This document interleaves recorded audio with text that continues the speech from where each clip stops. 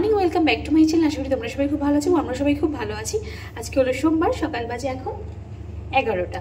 এখন থেকে ব্লগটা স্টার্ট করলাম আমার নতুন একটি ব্লগে। তোমাদের সবাইকে ওয়েলকাম। সকালবেলা স্নান পুজো সব কমপ্লিট হয়ে গেছে, কিন্তু রান্না কিন্তু হয়নি। আজকে রান্না করিনি, জানো তো। সকালবেলা ব্রেকফাস্ট করেছি, শুধু ওটস করেছি, ও খেয়েছে। আর আমার কালকে রাত্রেবেলা রুটি ছিল একটা, আর সুজি ছিল একটা, রুটি আর সুজি দিয়ে ওইটা খেয়ে নিয়েছে। ওটস খাইনি, ওকে ওটস করে দিয়েছি। তো যাই হোক, রান্নাবান্না কিছুই নেই, দেখো সব গোছানো হয়ে গেছে, কিচ্ছু নেই রান্নার। সব মুছে মানে ধুয়ে মুছে সব পরিষ্কার করে রেখে দিয়েছি। আজকে অমিত ওই বাড়িতে খাবে। আর আমি কোথায় যাচ্ছি বলো তো, তার জন্য পুরো ভিডিওটা দেখো, আশা করি তোমাদের ভালো লাগবে। আর বাইরে ভালোই রোদ উঠেছে, আর স্নান করতে যে ঠান্ডা লাগছিল না, তখন স্নান হয়েছে। তখন কটা বাজে, তখন 10টা মতন বাজে। তারপর পুজো দিয়ে আসলামই, মানে সালোয়ারটা পরেই গেছিলাম, মানে কুর্তিটা পরেই গেছিলাম। তারপরে এখন এসে রেডি হলাম, দেখো কেমন লাগছে। আর আমার এই লিপস্টিকের শেডটা কি বলো তো, কী শেড বলো? আমার ফেভারিট এই শেডটা, দারুণ লাগে আমার এই শেডটা। তো যাই হোক, কেমন লাগছে সেটা কমেন্ট করে জানিও। চুলে খালি সিরাম লাগিয়েছি, এখন অবধি মানে কম করিনি, আঁচড়াইনি মাথাটা। তো স্বপন আসুক, এখন স্বপনের আসার ওয়েট করছি। স্বপন আসলে তারপরে যাবো। আর তো সাথে থাকো, দেখতে থাকো ব্লগটা। কোথায় যাবো না যাবো, চলো। অনেকক্ষণ ওয়েট করার পর স্বপন আসলো, তারপরে বেরিয়ে গেছে। টোটোতে আছি, বুঝতেই পারছো।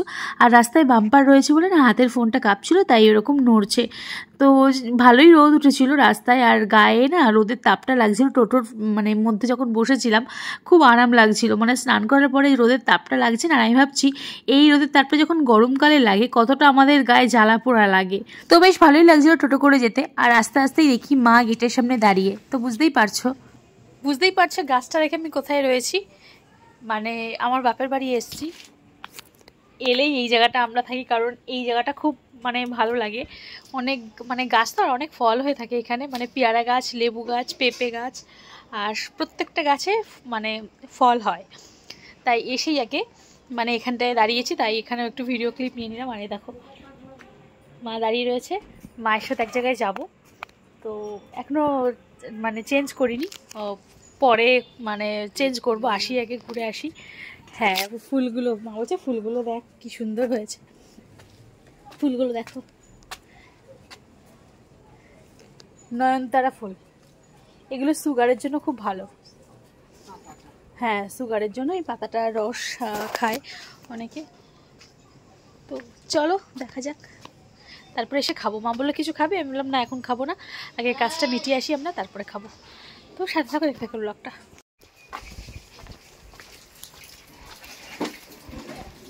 রাস্তাটা খুব একটা ভালো না, তাই দেখে দেখে যেতে হচ্ছে, নাহলে পড়ে যাবো। বাড়ি থেকে বেরোনোর পরই টোটো পেয়ে গেছি, টোটোতে উঠে গেছি। আমার বাবা বলছিল বাসে করে নয় চলে যা। তা আমরা তখন আমার বাবার সামনে বললাম হ্যাঁ বাসে করেই যাব। কিন্তু বাড়ি থেকে বেরোনোর পর মাকে বললাম মা টোটো রিজার্ভ করে নি।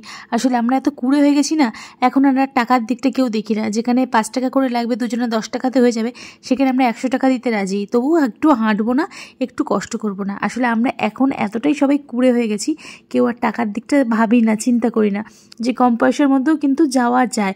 একটু কি সময়ের একটু তফাৎ, একটু হেরফের, একটু কষ্ট করতে হবে, কিন্তু কি করব, এরকমই হয়ে গেছি আমরা এখন। হ্যাঁ যাব,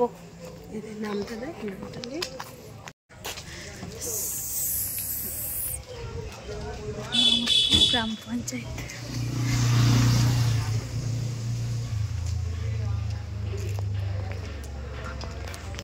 আজকে আমরা এসেছিলাম মামুদপুর গ্রাম পঞ্চায়েতে মায়ের সাথে, মায়ের একটা দরকারে।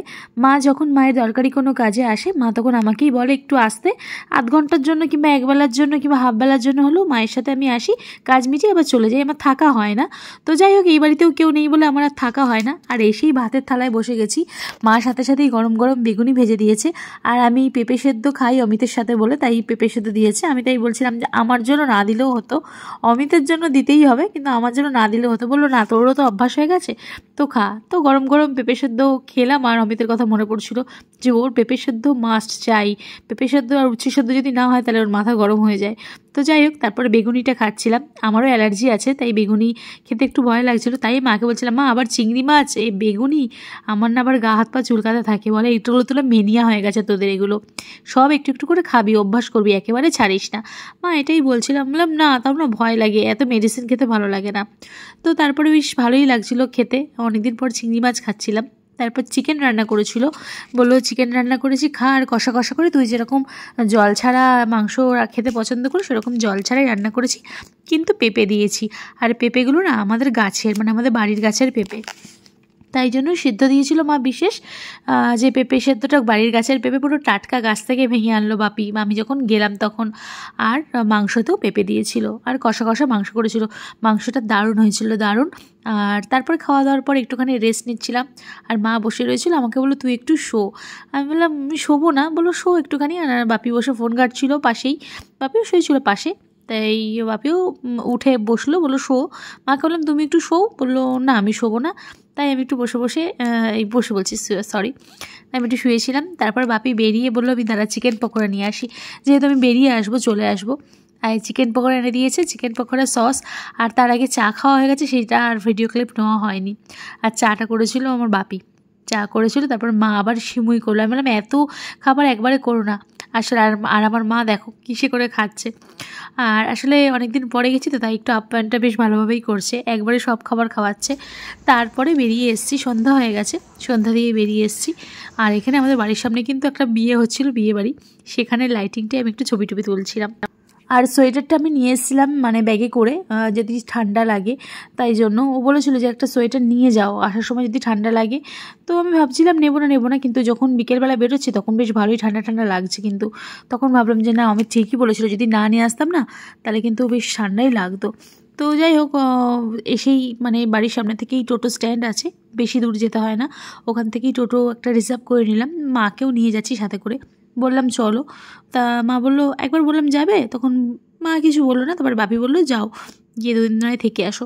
তাই বললাম চলো। মা বললো একা একা যাবি, তা চল। তো যাই হোক, স্বপন আর আসতে পারিনি, স্বপনের কাজ রয়েছে বলে আমি এখান থেকেই টোটো রিজার্ভ করে নিলাম, দিয়ে মাকে নিয়েই যাচ্ছি। আর রাস্তাটা মোটামুটি বেশ ভালোই হয়ে গেছে, আগে না এই রাস্তাগুলো একদম বাজে ছিল, একদম বাজে ছিল, ইট বেরিয়ে রয়েছে, পাথর বেরিয়ে রয়েছে, চারিদিকে ড্রেন, এটা সেটা, বাজেই ছিল বলতে গেলে। এখন ভালো হয়েছে রাস্তাটা, কিন্তু আমাদের বাড়ির সামনের রাস্তাটা এখনও একটু বাজে আছে। তারপর মামার সাথে দেখা হলো, মামার সাথে দেখা হয়েছে একটাই কারণ, মা বাড়ির চাবি রেখে নিয়ে চলে এসেছিলো, দুটো চাবি নিয়ে চলে এসেছিলো, তাই মামাকে দাঁড় করিয়ে একটা চাবি দিয়ে দিল বাপির কাছে, যেহেতু বাপি আসেনি, বাপি বাড়িতেই রয়েছে। তো যাই হোক, দেখতে দেখতে চলে আসলাম, বেশ ভালোই ঠান্ডা লাগছে। এবারে মাকে বললাম তোমার ঠান্ডা লাগছে, একটা পাতলা তো চাদর নিয়েছো। মা বললো না না অসুবিধা নেই, এই তো বাড়িতে চলে যাবো, আর তো কোথাও যাবো না। তো তারপর দেখতে দেখতে বাড়ির কাছাকাছি চলে এসেছি, এসে গিয়ে এবার সন্ধ্যা দিতে হবে, এটাও একটা চিন্তায় রয়েছে, ওই জন্য একটু তাড়াতাড়ি করছিলাম। আর অমিত বাড়িতেই রয়েছে, আমাকে ফোন করছিল, আমি বললাম আসছি। তো এতটুকু ভিডিওটা ছিল, ভিডিওটা যদি ভালো লাগে থাকে লাইক কমেন্ট শেয়ার সাবস্ক্রাইব করতে ভুলো না। Tata bye, good night.